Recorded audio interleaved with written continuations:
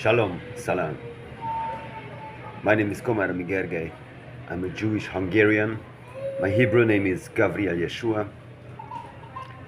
Also a reggae artist known as g.ras,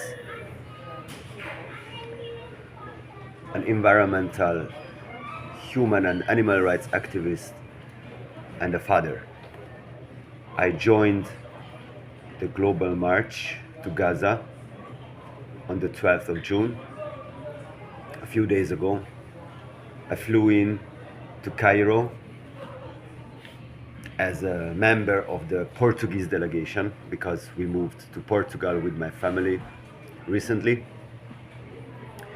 And there, with a small group of other activists, we attempted to join the march and together march to Gaza as part of this non-violent humanitarian symbolic solidarity action for the people of Palestine against the genocide, against the siege, the starvation, for basic human rights for all, to end the occupation, and to grant freedom and justice for all.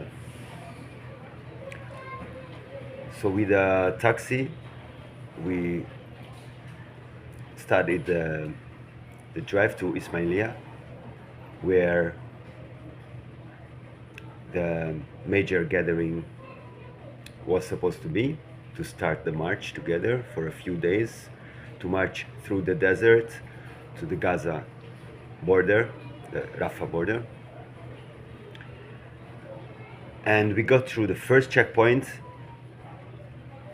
but then we were stopped at the second checkpoint, where by that time it was midday 13th of June, so yesterday, Friday.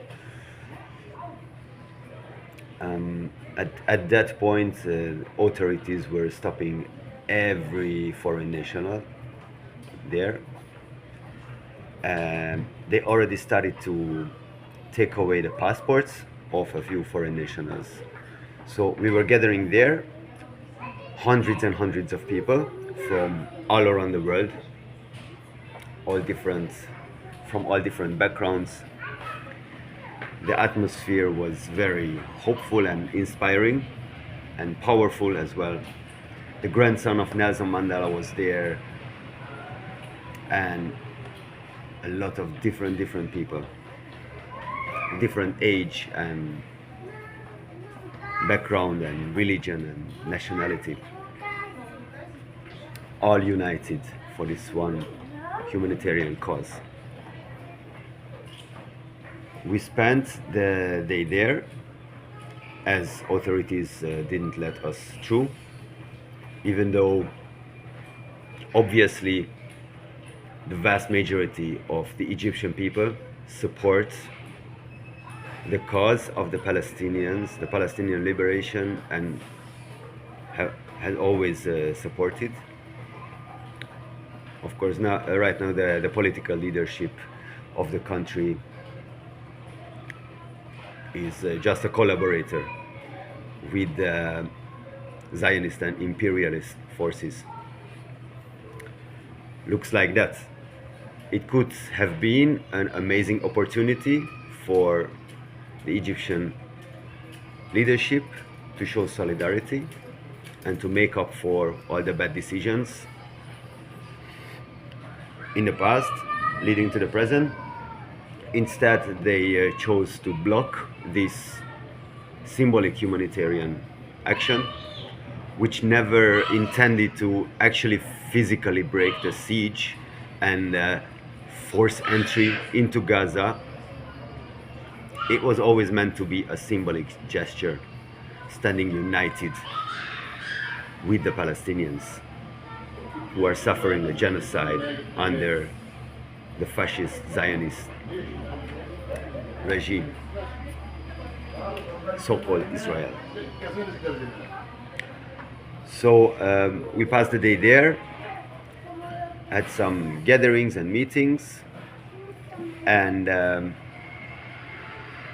And then the police and Egyptian authorities decided that they want to disperse um, this gathering, even though everyone who was there fully legally with a tourist visa, and we did not do anything illegal. They also couldn't prove that we did anything illegal. I even have a video that I will share later. When I was Son talking to çağrı. authorities, Pegasus Hava Yolları demanding an answer to the question of Civil yolcularının what 2, is 102 illegal A in what we are nolu doing, çıkış and they couldn't kapısından provide an answer. They uçak just walked away. görevlileri alındı. Obviously, because we weren't breaking any Detention law, we were is just last call sitting passengers peacefully together in small Pegasus groups and Airlines talking flight number as peaceful tourists, 9512 Zurich staying are legally kindly in invited to Egypt board at gate number at a public space. 201A. Even though they decided to try to disperse, so they gave us an ultimatum that we have 15 minutes to get on the buses that they brought there and get back to Cairo, and if not, they will disperse our gathering and take everyone forcefully back to Cairo. So we decided together. We decided to get all together, united, and I suggested everyone to sit down to show that we are fully peaceful and we do not want to break any kind of law, and God forbid we become violent or anything like that. And as a very powerful sign of that, we were just sitting down. So the majority of the people, we were just sitting down like as a peaceful picnic, or just people sitting and talking together. And quite a long time passed, obviously more than 15 minutes. So that was already a victory of our peaceful steadfastness, inspired by the amazing resilience of the Palestinian people. But then as the sun went down, authorities became more agitated, and they decided, apparently, that they want to break this whole gathering violently by any means necessary. So they brought in their as their usual tactic, dozens of thugs, most probably drunk or high on certain drugs, because they really looked like that. They were extremely violent, extremely aggressive, not in uniforms. They they looked like ordinary Egyptians, but obviously they were paid thugs of the government. They worked with the leaders of the police and soldiers, or I guess just heavily armed police in riot gear. They were just encircling us, but the violence was done by the thugs. They started to attack people. Still, we remained very, very peaceful, and time after time, we successfully de-escalated the situation. It all calmed down, but they started to take out people. And as time went by, they became more and more violent. They started to beat up people pretty bad, and force them onto buses. And then obviously more and more people decided to just comply, because they didn't want, absolutely understandably, they didn't want to endure a beating or something even worse. You know, like an arrest with an unknown scenario. So more and more people also got on those buses voluntarily, but still quite a lot of us, we were sitting there. I was sitting with a few Palestinians actually. At this point, I would like to express my deepest gratitude and respect to everyone who have participated in this and to everyone who is participating in this most just and noble movement for the liberation of Palestine, especially the Palestinians. But right now, directly to all those people who were there yesterday with us. And it's my honor that I was sitting side by side with a couple of Palestinians whose families were forced out of Palestine in 48. A mother and her child, 2 generations, participating in this, and the next brother, all from Palestine. And we were just speaking peacefully, and basically we were one of the last remaining there. And at the end we decided that we also stand up and comply, because basically everyone left by that time. And I decided that it's better if we go together, because I didn't want this sister and her mother to get hurt. So together we decided that, okay, at this point it's a better strategic decision to just get on the buses voluntarily, get back to Cairo peacefully, and then organize something different for the next day. So we all stood up and started to go to the buses, and at this point one of the leaders of these thugs, or maybe a police or military officer, I don't know, but in civilian clothes, who already earlier was quite aggressive towards me verbally. He just attacked me and started to beat me violently, viciously, like pretty bad. And they just snatched me from everyone. They grabbed me and forced me into a police van while beating me up, even though I wasn't resisting. I mean, I demanded that they stop. They also took my phone. Obviously, I demanded that they stop, but I didn't resist physically at all. And God forbid, I didn't hit back.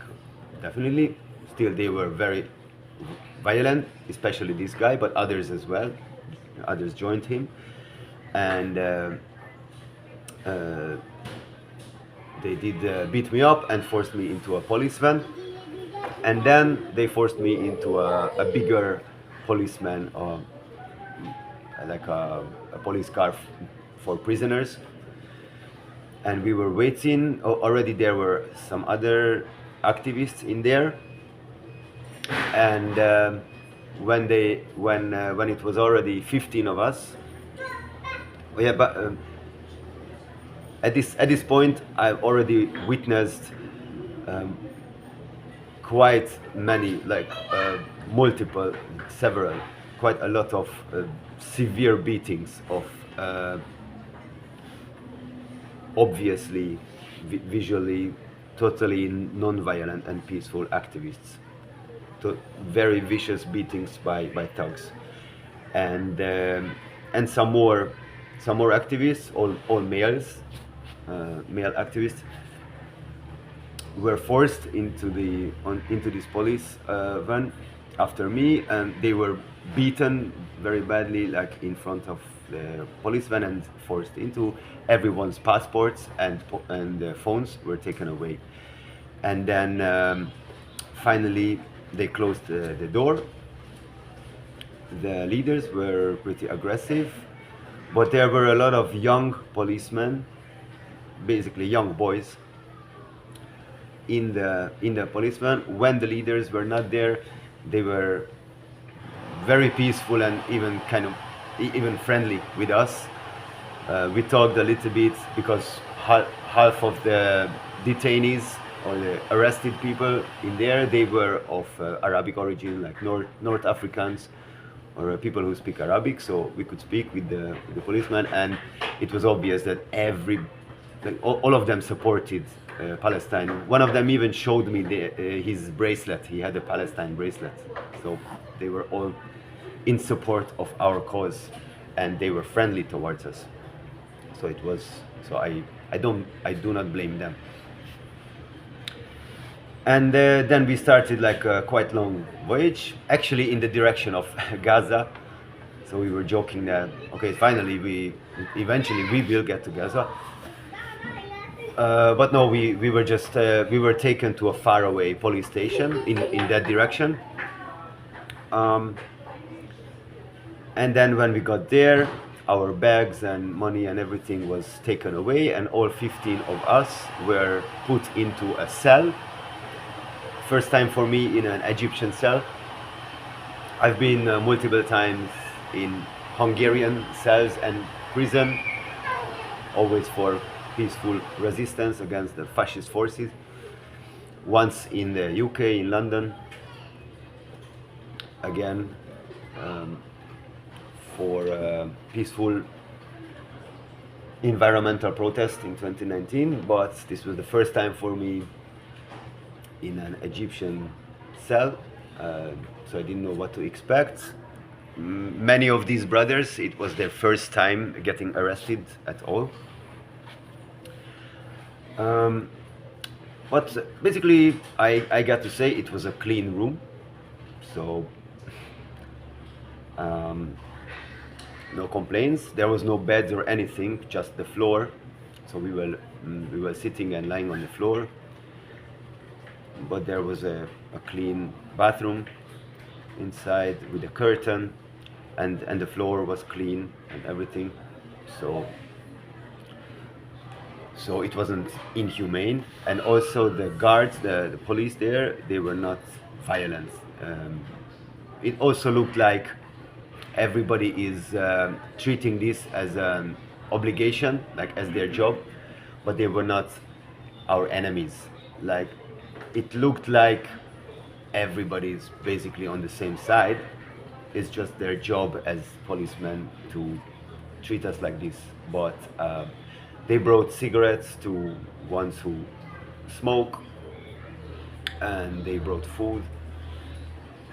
I mean, they had to buy food, but anyway, food was provided. And we stayed until 5 in the morning, when we were brought out from the cell, given back our bags and money, and we were put in a police van, and then after a long journey we were taken to Cairo airport, and after we got back our phones, everyone got back their phones, except for one brother. He got back his phone too, but the only thing that was missing, one brother from a Finnish national, but living in Italy, his camera was stolen by the police. He had a really good camera, and he never got that back. As far as I know, everyone else got everything back, all personal belongings and phone and money. The only thing we didn't get back was our passports, because they were deporting us. So we were taken to the airport with all these policemen, and then eventually everyone was put on a flight to fly out. We all had to buy our flights for this day, for today. So that was quite cheap from the Egyptian authorities, to be honest. So they didn't just put us on flights, we had to buy flights, and then they forced us on those flights. But eventually everybody got out peacefully. This brother, actually, I was talking about, from Finland and Italy,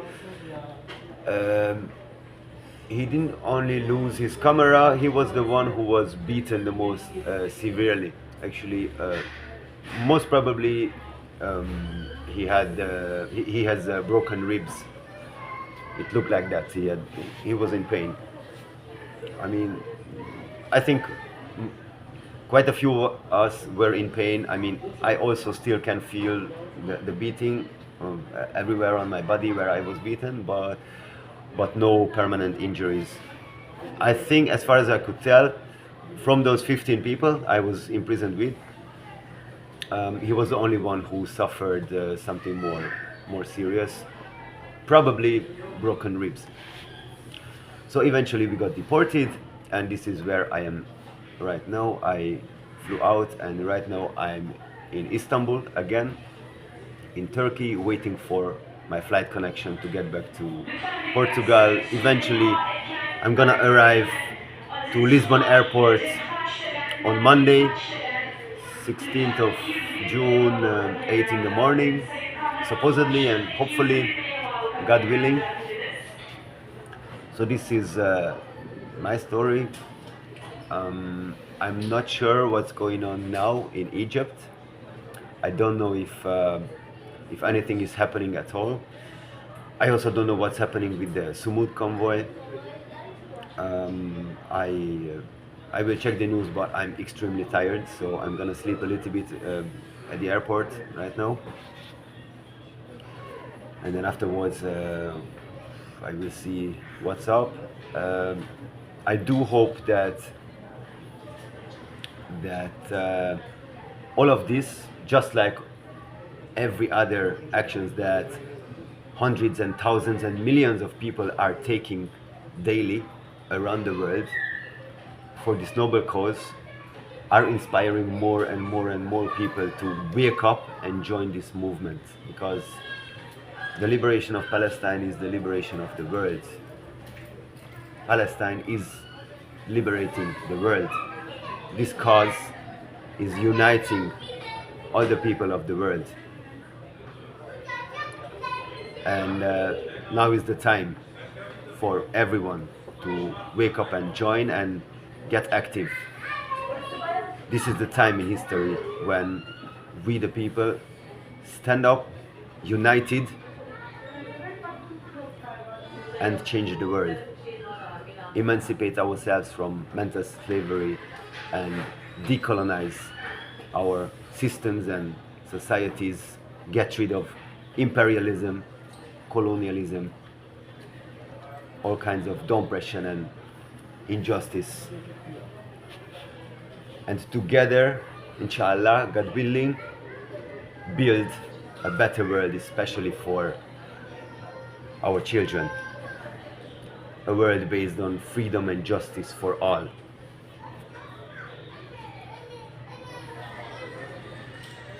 Thank you again, and respect to all the brave activists. Keep on fighting. We are doing that too. Now I cannot go back to Egypt, obviously.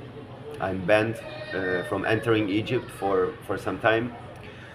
But just like in the past, I personally will find a way to contribute to the movement with music, with activism, as all of us can find our ways. Everyone, especially us, the privileged ones in the imperial core in the West or global North, or however, whatever you want to call it. We have even greater responsibility, and I feel like as a Jew, it's an even stronger responsibility for me. So thank you again. Respect and love. More strength. Free the world. Free Africa. Solidarity to all sufferers in Congo, Sudan, all around the world, and especially right now in Gaza and all of Palestine. Shabbat Shalom. Free Palestine.